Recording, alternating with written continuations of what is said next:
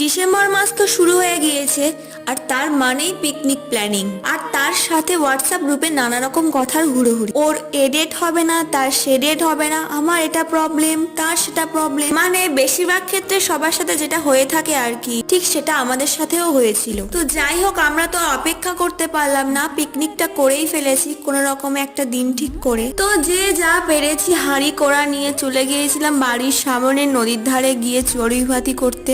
দাদা বোনেরা আর জামাই বাবুরা মিলে মোট আমরা 9 জন মতো ছিলাম এই পিকনিকে। আর হ্যাঁ, রান্নাতে মানে খাদ্য তালিকাতে কি কি ছিল সেটা বলি। ভিডিওর প্রথমে তো দেখেই নিয়েছো ফ্রাইড রাইস আর মাংস, যেটা টকবক করে ফুটছিল, আর তার সাথে ছিল সালাড, চাটনি, পাঁপড়, নলেন গুড়ের রসগোল্লা আর কোল্ড ড্রিঙ্ক। অন্যবারের পিকনিকের থেকে এবারে একটা বিশেষ ব্যাপার ছিল, সেটা হলো একটা বড় কলাপাতে সবাই মিলে একসাথে খাওয়া। সবাই মিলে একসাথে বসে একটা কলাপাতায় পিকনিকে খাওয়া, এটা একটা আনন্দ।